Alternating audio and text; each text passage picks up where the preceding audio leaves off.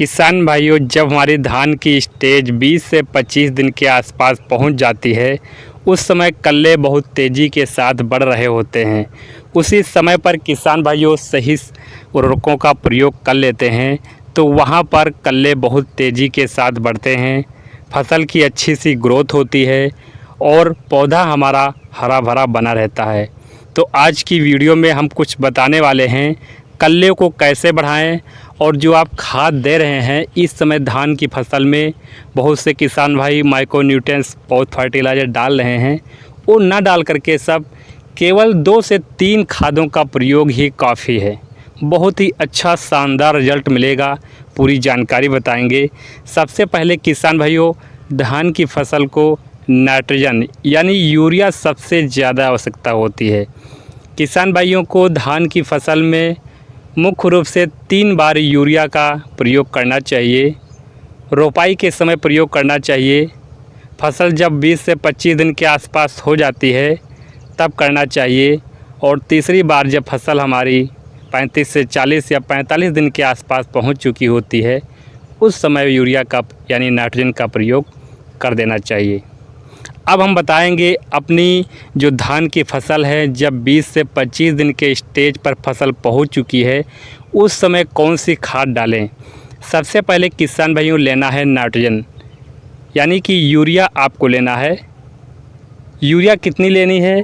Urea आपको 40 से 45 KG प्रति एकड़ के हिसाब से लेनी है। दूसरी चीज़ आपको लेना है जिंक। जिंक कौन सी लेनी है? जिंक 2 फॉर्म में आती है, एक 33% में आती है, एक 21% में आती है, एक चिलेटर फॉर्म में आती है। तो यहाँ पर किसान भाइयों तिलहन की फसल में ज़्यादातर किसान भाई क्या करते हैं, तिलहन वाली फसल में धान में ज़्यादातर 33% वाली जिंक का ही प्रयोग करते हैं। 33% जिंक जो मुख्य रूप से जिंक की मात्रा भिन्न भिन्न प्रकार की होती है। जिंक सल्फेट इसमें 33% वाली में जिंक सल्फेट मोनोहाइड्रेट पाया जाता है। इसमें जिंक की मात्रा जो हमारी 33% होती है, जबकि जो 21% वाली जिंक होती है उसमें सल्फेट हेप्टाहाइड्रेट होता है, जिसमें जिंक की मात्रा जो हमारी 21% होती है। इसके अलावा दोनों का उपयोग किसान भाइयों घुलनशील रूप में आप कर सकते हैं। कीमत में इसका दोनों का डिफरेंस होता है। तो किसान भाइयों इसका उपयोग फसलों में जिंक की कमी या फसल में पीलापन जब आ जाता है उसको दूर करने के लिए किसान भाइयों सल्फेट मोनोहाइड्रेट का प्रयोग किया जाता है। ये किसान भाइयों जिंक जो सल्फेट जो हमारी घुलनशील है, पानी में अच्छी प्रकार से घुल जाती है, और इसकी कीमत जो है जिंक की मात्रा के आधार पर कीमत जो हमारी अलग अलग किसान भाइयों होती है। तो 33% जिंक के रूप में आप तलवार जिंक ले सकते हैं, हमारी दयाल की मोनो जिंक भी आती है। ये सब जिंक का प्रयोग किसान भाइयों आप लगभग 5 से 6 या 7 केजी प्रति एकड़ के हिसाब से कर सकते हैं। दूसरी चीज़ किसान भाइयों आपको लेना है सल्फ़र। सल्फ़र कौन सा लेना है? सल्फ़र जो 90% वाला आता है, WDG फॉर्म में आता है। एक प्रकार का कृषि एक उर्वरक है जिसमें 90% शुद्ध सल्फ़र होता है। यह पानी में घुलनशील दानेदार रूप में वाटर डिस्पर्सिबल रूप में होती है, जिससे पानी में आसानी के साथ ये सल्फ़र हमारी घुल जाती है और फसलों पे छिड़काव भी किया जाता है।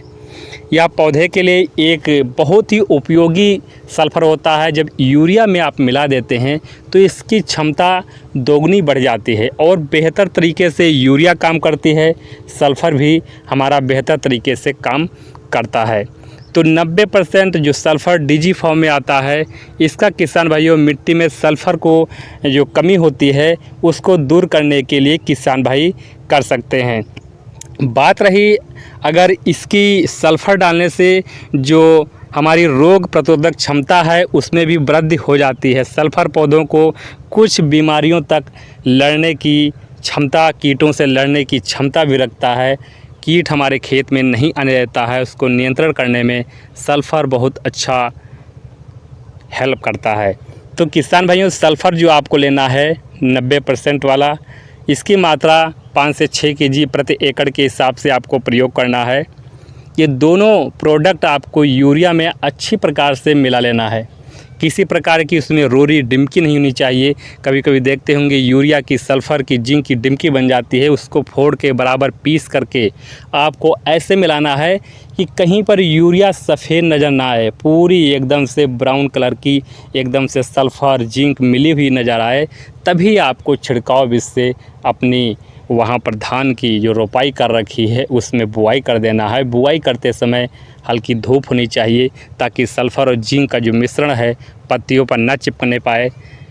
चिपक जाता है तो पत्तियां हमारी जली रूप में दिखाई पड़ती हैं। ऐसा करने पर किसान भाइयों यहाँ पर जो कल्लों का विकास अच्छे प्रकार से होगा और खेत में एक प्रकार की कई बन जाएगी, जिससे वहाँ पर जो कल्लों का विकास है वो अच्छी प्रकार से देखने को मिलेगा। और कुछ भी आपको करने की ज़रूरत नहीं है। जो भी कुछ डालना है आप यूरिया के साथ मिला करके आप डाल सकते हैं, उसकी क्षमता अधिक बढ़ जाती है। तो ये छोटी सी जानकारी रही। अगर किसी प्रकार की समस्या आ रही है नीचे कमेंट कीजिए, आंसर देने की पूरी कोशिश करता हूँ। तो मिलेंगे अगली वीडियो में, लेकिन उससे पहले जो भी किसान चैनल पर नए हैं रिक्वेस्ट है चैनल को सब्सक्राइब कीजिए, वीडियो को लाइक कीजिए, अन्य किसानों को भी शेयर कीजिए। नमस्कार।